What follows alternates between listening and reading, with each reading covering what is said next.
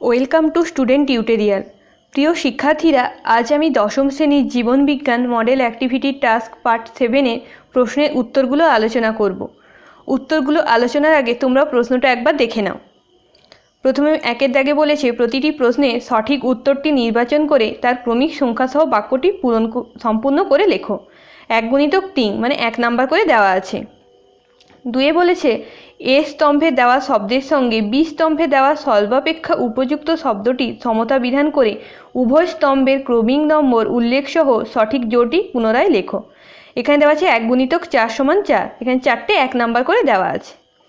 তারপর 3 বলেছে 2-3 বাক্যে উত্তর দাও। 2 * 4, 4টে দেওয়া আছে 2 নাম্বার করে। প্রথম প্রশ্ন, ইতর পরাগযোগের একটি সুবিধা ও একটি অসুবিধা উল্লেখ করো। 2 প্রশ্ন, শাখা কলমের সাহায্যে কিভাবে কৃত্রিম অঙ্গজ বংশবিস্তার করা হয় তা ব্যাখ্যা করো। আর 3 বলেছে মানব বিকাশের বার্ধক্য দশার দুটি গুরুত্বপূর্ণ বৈশিষ্ট্য বর্ণনা করো। আর 4 বলেছে মেন্ডেল কিভাবে মটর ফুলে ইতর পরাগযোগ ঘটান তা আলোচনা করো। আর 4 বলেছে নিচের প্রশ্নটির উত্তর দাও। একটি প্রশ্ন দেওয়া আছে, দেখো, সন্তানের লিঙ্গ নির্ধারণে পিতার ভূমিকাই প্রধান। একটি ক্রসের সাহায্যে বক্তব্যটির সত্যতা বিশ্লেষণ করো।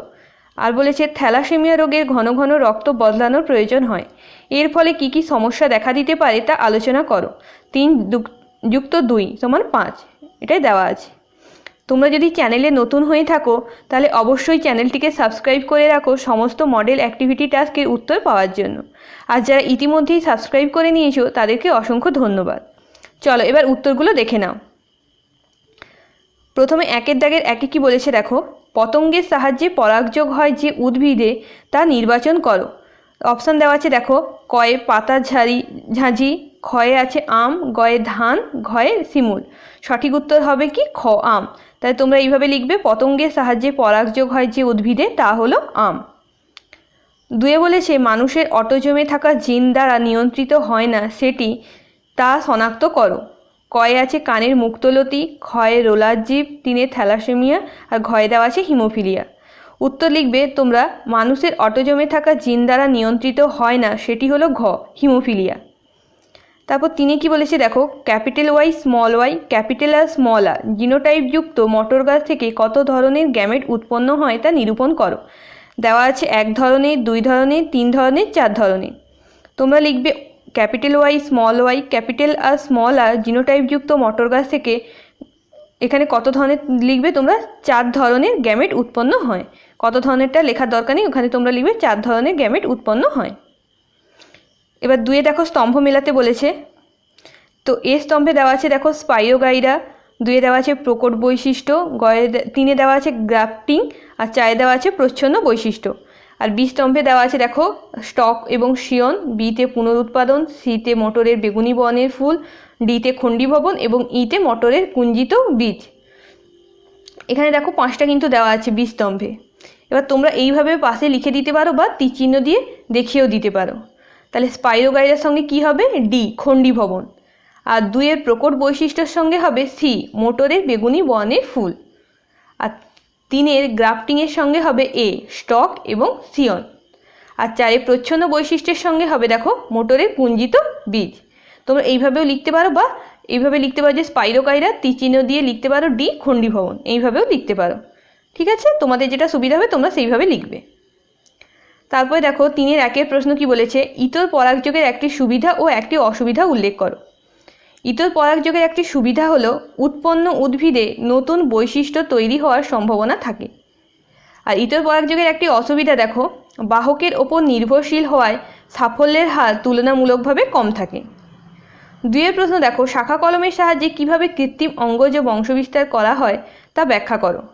যে কৃত্রিম অঙ্গজ জনন পদ্ধতিতে উদ্ভিদের পরিণত মূল, কাণ্ড বা পাতার অংশকে জনিত্রী দেহ থেকে কেটে নিয়ে নতুন অপত্য সৃষ্টি করা হয় তাকে শাখা কলম বা কাটিং বলে।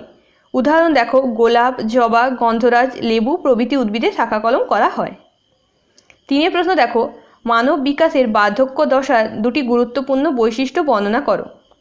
মানব বিকাশের বার্ধক্য দশার দুটি গুরুত্বপূর্ণ বৈশিষ্ট্য হলো 1 শারীরিক সক্ষমতা কমতে থাকে, 2 পেশি ও দেহের অন্যান্য অঙ্গ প্রত্যঙ্গের অবক্ষয় ঘটে এবং কর্মক্ষমতা হ্রাস পায়। 3 4 প্রশ্ন, দেখো, মেন্ডেল কিভাবে মটর ফুলে ইতর পরাগযোগ ঘটান তা আলোচনা করো।